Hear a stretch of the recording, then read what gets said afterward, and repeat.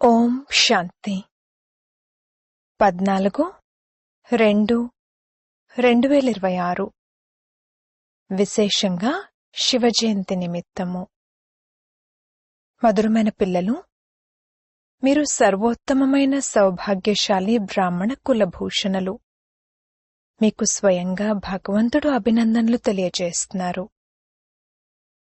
ప్రశ్న: తండ్రి పిల్లలకు సంగమంలోనే సృష్టి సమాచారాన్ని వినిపిస్తారు, సత్యుగంలో వినిపించరు, ఎందుకు? జవాబు: ఎందుకంటే సత్యుగం అంటేనే ఆది సమయము. ఆ సమయంలో మొత్తం సృష్టి యొక్క సమాచారాన్ని అనగా సృష్టి ఆది మధ్యాంతాల జ్ఞానాన్ని ఎలా వినిపిస్తారు? ఎప్పటి వరకైతే చక్రం రిపీట్ అవ్వదో అప్పటి వరకు సమాచారాన్ని అసలు ఎలా వినిపించగలరు? సంగమంలోనే పిల్లలైన మీరు తండ్రి ద్వారా పూర్తి సమాచారాన్ని వింటారు. మీకే జ్ఞానం యొక్క 3వ నేత్రం లభిస్తుంది. ఓం శాంతి. ఈరోజు త్రిమూర్తి శివ జయంతి మరియు బ్రాహ్మణ జయంతి మరియు సంగమయుగ జయంతి యొక్క శుభప్రదమైన రోజు. బాబా ఈశ్వరీయ జన్మసిద్ధ అధికారం యొక్క శుభాకాంక్షలను కూడా తెలపలేని వారు చాలామంది ఉన్నారు. శివ్ బాబా ఎవరు, వారి నుండి ఏం లభించనున్నది అనేది తెలియని వారు చాలామంది ఉన్నారు. వారు తండ్రి ఇచ్చే శుభాకాంక్షలను ఏం అర్థం చేసుకోగలరు? కొత్త పిల్లలు అస్సలు అర్థం చేసుకోలేరు. ఇది జ్ఞాన డాన్స్. శ్రీకృష్ణుడు డాన్స్ చేసేవారని అంటారు కదా. ఇక్కడ పిల్లలు రాధాకృష్ణులుగా అయ్యి డాన్స్ చేస్తారు. వాస్తవానికి డాన్స్ యొక్క విషయమేమీ కాదు. శ్రీకృష్ణుడు అక్కడ సత్యుగంలో బాల్యంలో రాకుమారులు రాకుమార్తెలతో పాటు డాన్స్ చేస్తారు. వీరు బాబ్ దాదా అని పిల్లలకు తెలుసు. దాదాను గ్రాండ్ ఫాదర్ అంటారు. ఈ దాదా అయితే దైహిక తండ్రి. ఇక్కడిది అద్భుతమైన విషయము. ఆ దాదా శివ్ బాబా ఆత్మికమైన వారు మరియు వీరు బ్రహ్మ దైహికమైన వారు. వీరిరువురిని బాబ్ దాదా అని అంటారు. తండ్రి నుండి దాదా ద్వారా వారసత్వం లభిస్తుంది. వారసత్వం తాతగారిది. ఆత్మలందరూ సోదరులు కనుక వారసత్వం తండ్రి నుండి లభిస్తుంది. తండ్రి అంటారు, ఆత్మలైన మీకు మీ శరీరాలు మీ కర్మేంద్రియాలు ఉన్నాయి.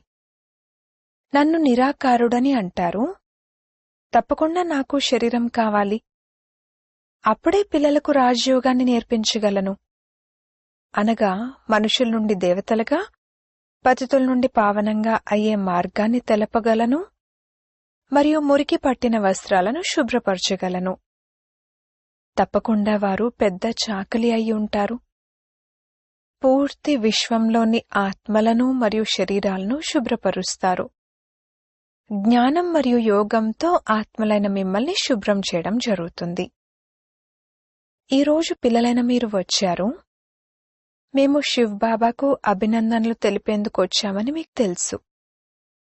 తండ్రి అంటున్నారు, మీరు ఎవరికైతే గ్రీటింగ్స్ ఇస్తున్నారో ఆ తండ్రి కూడా పిల్లలైన మీకు గ్రీటింగ్స్ ఇస్తున్నారు. ఎందుకంటే మీరు ఎంతో సర్వోత్తమమైన సౌభాగ్యశాలి బ్రాహ్మణ కులభూషణులు. మీరెంత ఉత్తమమైనవారో దేవతలంత కాదు. బ్రాహ్మణులు దేవతల కన్నా ఉన్నతమైనవారు. ఉన్నతోన్నతమైన వారు తండ్రి. వారు బ్రహ్మతనువులోకి వస్తారు. వారి పిల్లలైన మీరు ఎంతో ఉన్నతోన్నతమైన బ్రాహ్మణులుగా అవుతారు. బ్రాహ్మణులది పిలక స్థానము, ఆ కింద దేవతలు. అందరికన్నా పైనున్నది బాబా. బాబా స్వర్గ వారసత్వాన్ని ఇవ్వడం కోసం పిల్లలైన మిమ్మల్ని బ్రాహ్మణులుగా చేశారు. ఈ లక్ష్మీనారాయణల మందిరాలను చూడండి, ఎన్ని నిర్మించారో. వారికి తలవంచి నమస్కరిస్తారు. వీరు కూడా మనుషులేనని భారతవాసులకు తెలియాలి. లక్ష్మీనారాయణలిరువురు వేరువేరు. ఇక్కడైతే ఒకే మనిషికి 2 పేర్లు పెట్టారు. ఒకరి పేరు లక్ష్మీనారాయణ అనగా స్వయాన్ని విష్ణు చతుర్భుజునిగా చెప్పుకున్నట్లు. లక్ష్మీనారాయణ లేదా రాధాకృష్ణ అన్న పేర్లు పెడితే చతుర్భుజులైనట్లే కదా. సూక్ష్మవతనంలో ఉండే ఆ విష్ణువైతే మన లక్ష్యం ఉద్దేశం.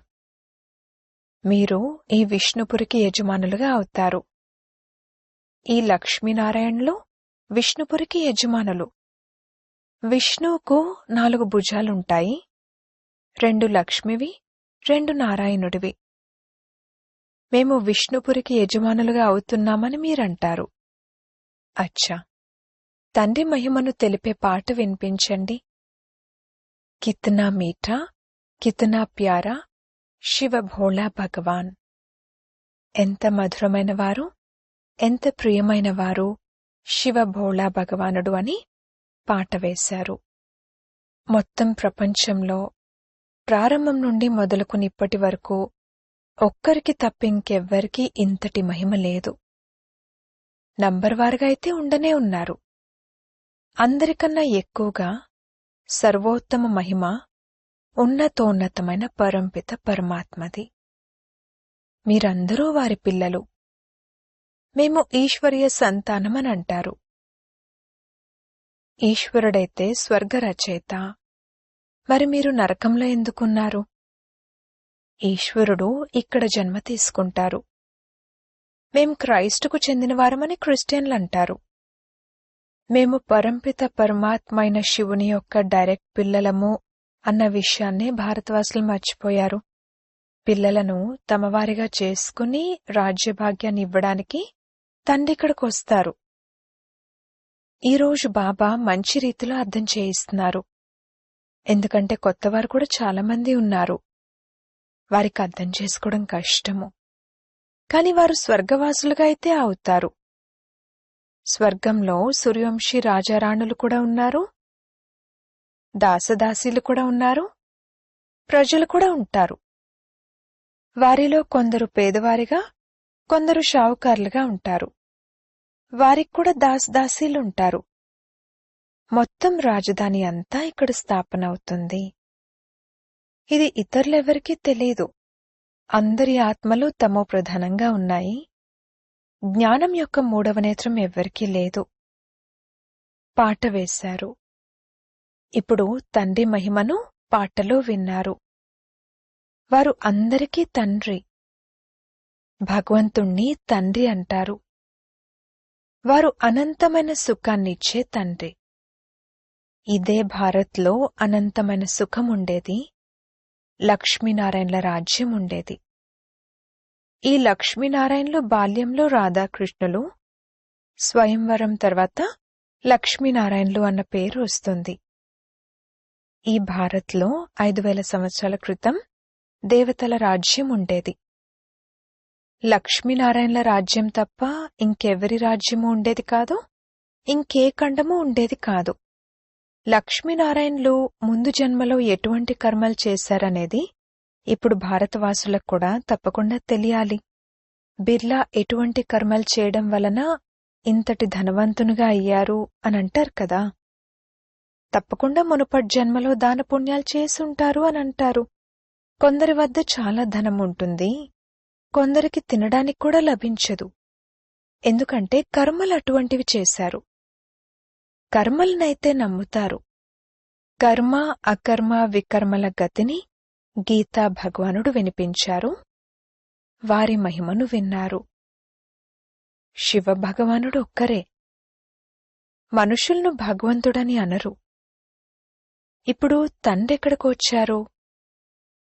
మహాభారత యుద్ధం ఎదురుగా నిలబడి ఉందని అర్థం చేయిస్తారు. మధురాతి మధురమైన బాబా అర్థం చేయిస్తున్నారు. దుఃఖంలో వారిని అందరూ తలుచుకుంటారు. దుఃఖంలో అందరూ స్మరిస్తారు. శివ్ బాబాను దుఃఖంలో అందరూ తలుచుకుంటారు.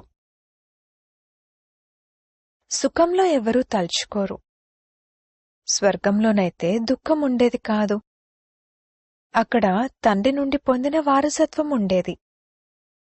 5000 సంవత్సరాల క్రితం శివ్ బాబా వచ్చినప్పుడు భారత్ను స్వర్గంగా తయారు చేశారు. ఇప్పుడిది నరకము. తండ్రి స్వర్గాన్ని తయారు చేయడానికి వచ్చారు. ప్రపంచానికైతే అసలు తెలియని కూడా తెలియదు. మేమంతా అందులము, అందులకు చేతికర్రైన ఓ ప్రభూ, రండి, వచ్చి నేత్రాలను ప్రసాదించండి అని అంటారు. పిల్లలైన మీకు జ్ఞానం యొక్క 3వ నేత్రం లభించింది. ఎక్కడైతే ఆత్మలమైన మనం నివసిస్తామో అది శాంతిధామము. తండ్రి కూడా అక్కడే ఉంటారు. ఆత్మలైన మీరు మరియు నేను అక్కడుంటాము. ఆత్మలైన మీ అందరికీ తండ్రినైన నేను అక్కడ నివసిస్తానని వీరి ఆత్మకు, బ్రహ్మకు చెప్తాను. మీరు పునర్జన్మల పాత్రను అభినయిస్తారు, నేను అభినయించను. మీరు విశ్వానికి యజమానులుగా అవుతారు, నేనవ్వను. మీరు 84 జన్మలు తీసుకోవాల్సి ఉంటుంది. ఓ పిల్లలు, మీకు మీ జన్మల గురించి తెలీదు అని మీకు అర్థం చేయించాను. 84 లక్షల జన్మలని అంటారు. ఇవి అసత్యమైన విషయాలు. నేను జ్ఞానసాగరుడిని, పతిత పావనుడిని. ఎప్పుడైతే అందరూ పతితంగా ఉంటారో అప్పుడు నేనొస్తాను. అప్పుడే వచ్చి సృష్టి ఆది మధ్యాంతాల రహస్యాన్ని అర్థం చేయించి త్రికాలదర్శులుగా చేస్తాను. మొట్టమొదట మనుషులను ఎలా రచించారు, భగవంతుడు సృష్టిని ఎలా రచించారు అని చాలామంది అడుగుతారు. ప్రళయం జరిగిందని, ఆ తర్వాత సాగరంలో రావి ఆకుపై చిన్న బాలుడైన శ్రీకృష్ణుడు వచ్చారని ఒక శాస్త్రంలో కూడా చూపిస్తారు. తండ్రి అంటారు, అటువంటి విషయమేమీ లేదు. ఇది అనంతమైన డ్రామా. సత్యత్రేతాయుగాలు పగలు, ద్వాపర కలియుగాలు రాత్రి. పిల్లలు తండ్రికి అభినందనలు తెలియజేస్తారు. తండ్రి అంటారు, తతత్వం. మీరు కూడా 100% దుర్భాగ్యశాలి నుండి 100% సౌభాగ్యశాలిగా అవుతారు. భారతవాసులైన మీరు అలానే ఉండేవారు, కాని మీకే విషయం తెలీదు. తండ్రి వచ్చి తెలియజేస్తారు. మీకు మీ జన్మల గురించి తెలీదు. మీరు 84 జన్మలు తీసుకున్నారని నేనొచ్చి తెలియజేస్తాను. తండ్రి మీకు సంగమంలో మొత్తం సృష్టి యొక్క సమాచారాన్ని వినిపిస్తారు. సత్యుగంలో వినిపించరు. ఏ సమయంలోనైతే సృష్టి ఆది మధ్యాంతాలు అసలింకా గడవలేదో ఆ సమయంలో వాటి సమాచారాన్ని అసలెలా అర్థం చేయించాలి? నేను అంతిమంలో కల్పం యొక్క సంగం యుగంలో వస్తాను. శాస్త్రాలలో యుగే యుగే, ప్రతి యుగంలోనూ వస్తారు అని రాశారు. శ్రీకృష్ణ భగవాన్ వాచాని గీతలో రాశారు. అన్ని ధర్మాల వారు శ్రీకృష్ణుని భగవంతునిగా అంగీకరించరు. భగవంతుడైతే నిరాకారుడు కదా. వారు ఆత్మలందరికీ తండ్రి. తండ్రి నుండి వారసత్వం లభిస్తుంది. ఆత్మలైన మీరంతా పరస్పరం సోదరులు. పరమాత్మను సర్వవ్యాపి అని అనడంతో ఫాదర్హుడ్, అందరూ తండ్రులే అన్నట్లయిపోతుంది. తండ్రికి ఎప్పుడైనా వారసత్వం లభిస్తుందా? వారసత్వం పిల్లలకు లభిస్తుంది. ఆత్మలైన మీరందరూ పిల్లలు. తండ్రి వారసత్వం మీకు తప్పకుండా కావాలి. హద్దు వారసత్వంతో మీరు రాజీ అవ్వరు. అందుకే మీ కృపతో అపారమైన సుఖం లభించింది అని పిలుస్తారు. ఇప్పుడు మళ్లీ రావణుడి ద్వారా దుఃఖం లభించడంతో పిలవడం మొదలుపెట్టారు. ఆత్మలందరూ పిలుస్తారు, ఎందుకంటే వారికి దుఃఖం ఉంది. అందుకే బాబా మీరొచ్చి సుఖాన్ని ఇవ్వండి అని తలుచుకుంటారు. ఇప్పుడీ జ్ఞానం ద్వారా స్వర్గానికి యజమానులుగా అవుతారు. మీ సద్గతి జరుగుతుంది. అందుకే సర్వుల సద్గతిదాత ఒక్క తండ్రి అని అంటూ ఉంటారు. ఇప్పుడందరూ దుర్గతిలో ఉన్నారు. తర్వాత సర్వుల సద్గతి జరుగుతుంది. లక్ష్మీనారాయణల రాజ్యం ఉన్నప్పుడు మీరు స్వర్గంలో ఉండేవారు. మిగిలిన వారంతా ముక్తిధామంలో ఉండేవారు. ఇప్పుడు మనం తండ్రి నుండి రాజయోగాన్ని నేర్చుకుంటున్నాము. తండ్రి అంటారు, కల్పం యొక్క సంగమంలో నేను మిమ్మల్ని చదివిస్తాను, మనుషుల నుండి దేవతలుగా చేస్తాను. ఇప్పుడు పిల్లలైన మీకు మొత్తం రహస్యమంతా అర్థం చేయిస్తాను. శివరాత్రి ఎప్పుడు జరిగింది అనేది తెలిసి ఉండాలి. ఏం జరిగింది, శివ్ బాబా ఎప్పుడొచ్చారు, ఏమీ తెలియదు. అంటే రాతి బుద్ధి కలవారిగా ఉన్నట్లే కదా. ఇప్పుడు మీరు పారసు బుద్ధి కలవారిగా అవుతారు. భారత్ పారసుపురిగా బంగారు యుగంగా ఉండేది. లక్ష్మీనారాయణలను కూడా భగవాన్ భగవతి అని అంటారు. వారికి వారసత్వాన్ని భగవంతుడిచ్చారు, మళ్లీ ఇస్తున్నారు. మిమ్మల్ని మళ్లీ భగవాన్ భగవతిగా తయారు చేస్తున్నారు. ఇప్పుడిది మీ అనేక జన్మల అంతిమ జన్మ. తండ్రి అంటారు, వినాశనం ఎదురుగా నిలబడి ఉంది. దీనిని రుద్రజ్ఞాన యజ్ఞమని అంటారు. అవన్నీ భౌతిక యజ్ఞాలు. ఇది జ్ఞానం యొక్క విషయము. ఇక్కడ తండ్రి వచ్చి మనుషులను దేవతలుగా తయారు చేస్తారు. శివ్ బాబా వచ్చినందుకు మీరు అభినందనలు తెలియజేస్తారు. ఇప్పుడు బాబా అంటారు, నేను ఒంటరిగా రాను, నాక్కూడా శరీరం కావాలి. బ్రహ్మ తనులోకి రావాల్సుంటుంది. మొట్టమొదట సూక్ష్మవతనాన్ని రచించవలసి ఉంటుంది. అందుకే వీరిలో ప్రవేశించాను. వీరు పతితంగా ఉండేవారు. 84 జన్మలు తీసుకుని పతితంగా అయ్యారు. అందరూ పిలిచేవారు. ఇప్పుడు తండ్రి అంటారు, నేను మళ్లీ పిల్లలైన మీకు వారసత్వాన్ని ఇవ్వడానికి వచ్చాను. తండ్రే భారత్కు స్వర్గ వారసత్వాన్ని ఇస్తారు. స్వర్గ రచయిత తండ్రి. వారు తప్పకుండా స్వర్గాన్నే కానుకగా ఇస్తారు. ఇప్పుడు మీరు స్వర్గానికి యజమానులుగా అవుతున్నారు. భవిష్యత్తులో 21 జన్మల కోసం మనుషుల నుండి దేవతలుగా అయ్యే పాఠశాల ఇది. మీరు స్వర్గానికి యజమానులుగా అవుతున్నారు. 21 తరాలు మీరు సుఖాన్ని పొందుతారు. అక్కడ అకాల మృత్యువులుండవు.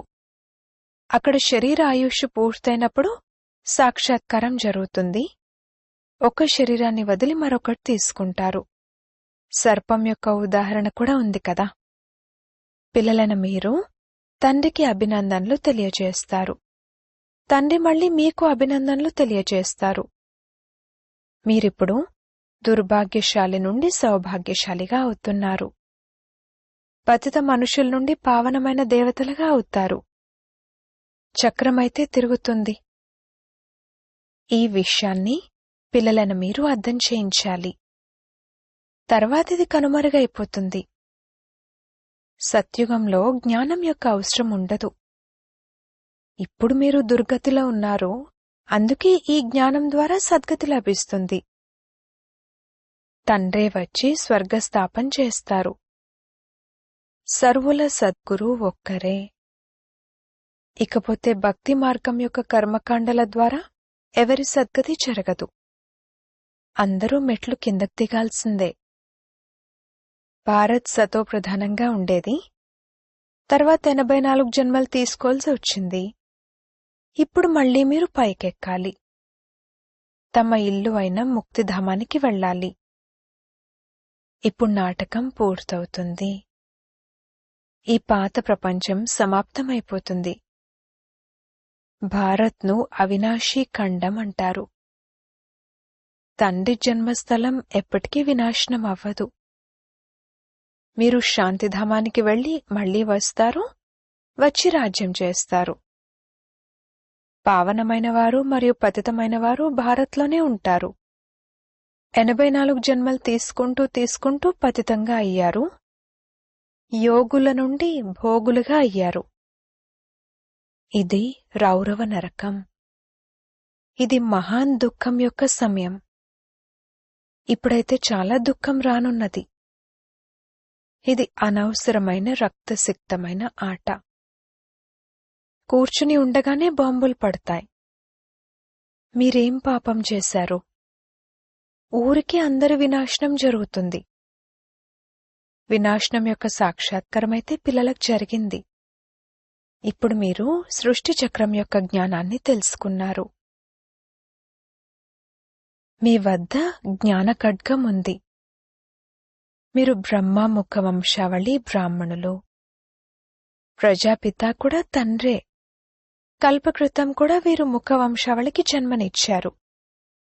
తండ్రి అంటారు, నేను కల్పకల్పము వస్తాను, వీరిలో ప్రవేశించి మిమ్మల్ని ముఖ వంశావళిగా చేస్తాను, బ్రహ్మ ద్వారా స్వర్గస్థాపన చేయిస్తాను. స్వర్గంలోకైతే భవిష్యత్తులోనే వెళ్తారు. చీచీ ప్రపంచమైతే సమాప్తమవ్వాలి. అనంతమైన తండ్రి కొత్త ప్రపంచాన్ని రచించేందుకే వస్తారు. తండ్రి అంటారు, నేను పిల్లలైన మీకోసం అరచేతిలో స్వర్గాన్ని తీసుకొచ్చాను, మీకే కష్టమూ ఇవ్వను. మీరందరూ ద్రౌపదులు. అచ్చా, మధురాతి మధురమైన సిక్కిలదే పిల్లలకు మాతాపిత బాప్దాదాల ప్రియ స్మృతులు మరియు గుడ్ మార్నింగ్. ఆత్మిక పిల్లలకు ఆత్మిక తండ్రి నమస్తే.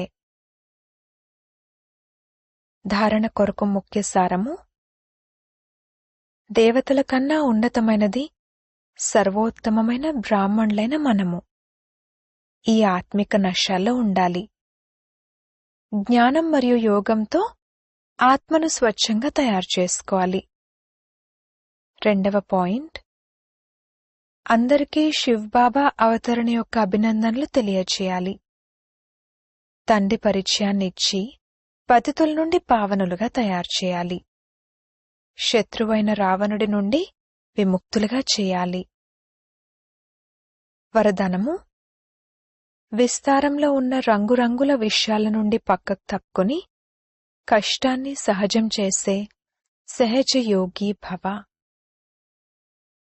ఎప్పుడైతే తండ్రిని చూసేందుకు బదులుగా విషయాలను చూడటం మొదలుపెడతారో అప్పుడు ఎన్నో ప్రశ్నలు ఉత్పన్నమవుతాయి మరియు సహజమైన విషయం కూడా కష్టంగా అనుభవం అవ్వడం మొదలవుతుంది. ఎందుకంటే విషయాలు వృక్షం వంటివి మరియు తండ్రి బీజం వంటివారు. ఎవరైతే విస్తరించి ఉన్న వృక్షాన్ని చేతిలోకి తీసుకుంటారో వారు తండ్రిని పక్కన పెట్టేస్తారు. అప్పుడు విస్తారం ఒక వలలా అయిపోతుంది. అందులో వారు చిక్కుకుపోతూ ఉంటారు. విషయాల విస్తారంలో రంగురంగుల విషయాలుంటాయి. అవి తమ వైపుకు ఆకర్షిస్తాయి. అందుకే బీజరూపుడైన తండ్రి స్మృతి ద్వారా బిందువు పెట్టి వాటి నుండి పక్కకు తప్పుకున్నట్లయితే సహజ యోగిగా అయిపోతారు. స్లోగన్: నేను మరియు నాది అనే మాలిన్యాన్ని సమాప్తం చేయడమే స్వచ్ఛమైన బంగారంగా అవ్వడము. అవ్యక్త ప్రేరణలు: ఏకత మరియు విశ్వాసం యొక్క విశేషతల ద్వారా సఫలతా సంపన్నులుగా అవ్వండి. ఇప్పుడు అందరూ కలిసి ఏకమతం వారిగా అయ్యి సేవలో ఏ కార్యాన్నైనా వైభవోపేతంగా ముందుకు తీసుకువెళ్ళండి. బ్రాహ్మణాత్మల ప్రతి ఒక్కరి సహయోగంతో, శుభకామనలు శుభభావనలతో సేవలను బాగా ఘనంగా చేయండి. ఒకవేళ ఎవరైనా నోటి ద్వారా చెప్పలేకపోయినా వారు మనసా వాయుమండలం ద్వారా, సుఖంతో కూడిన వృత్తి ద్వారా, సుఖమయ స్థితి ద్వారా సుఖమయ ప్రపంచాన్ని తయారు చేయాలి. ఎక్కడికి వెళ్లలేకపోయినా కానీ, ఆరోగ్యం సరిగ్గా లేకపోయినా కానీ ఇంట్లో కూర్చునే ఈ సేవ చేయండి. కానీ సేవలో సహయోగిగా తప్పకుండా అవ్వండి. అప్పుడు సర్వుల సహయోగంతో సుఖమయ ప్రపంచం తయారవుతుంది. ఓం శాంతి.